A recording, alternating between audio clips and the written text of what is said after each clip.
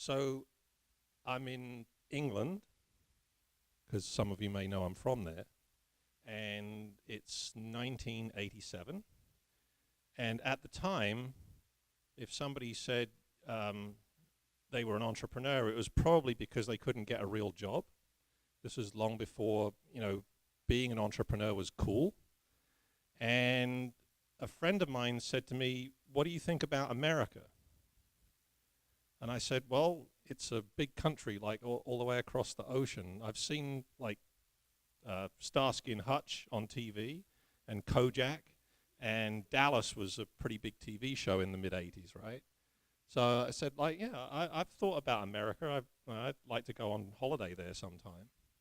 So my friend said, "No, go and work in America." And I was like, "What are you talking about? Like, how would somebody do that?" And he said, "Well, the company I work for just opened an office in New York, and they want me to go there and run the New York office for them. But he said, I don't want to go." I'm like, "Yeah, so?" And he's like, "Well, what about you?" And I was like, "I don't know, this just blew my mind, that the conversation was even happening, and not something I'd ever considered." So I went for an interview to meet the guy who owned the company, and I guess we hit it off partly with my friend's recommendation.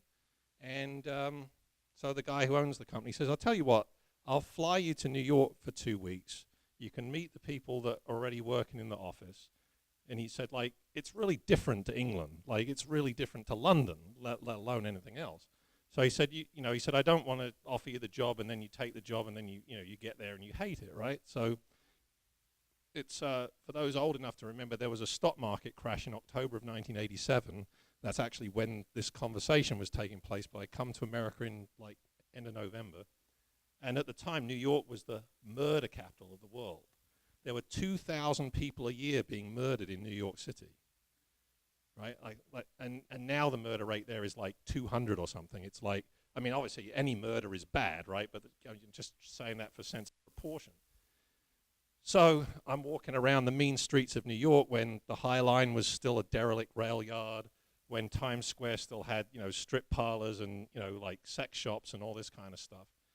And I'm walking around the city going this place is amazing, but it is also scaring the shit out of me. So I met the people at the company. It was kind of, cool opportunity. At the time, I was working for a company in England, an American company called Revlon, and I was doing good there. But it was I couldn't not come. The opportunity was so awesome, even though it was terrifying, that I couldn't say no to the job.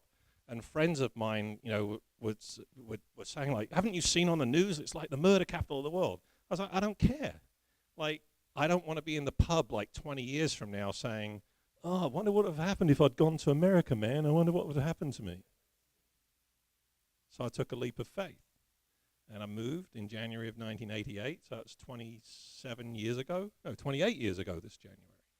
And I was fortunate enough to meet my wife, to have a great, fun career working in consumer products, working for different companies. And then in 2008, starting my own company, Development Solutions, selling products to national retailers. And then last year with Jim starting the startup StorySlam. So the point behind my story is sometimes you're going to be faced with a choice that's both exhilarating and freaking scary, like going to the murder capital of the world, but you actually have to take that leap of faith. Thank you.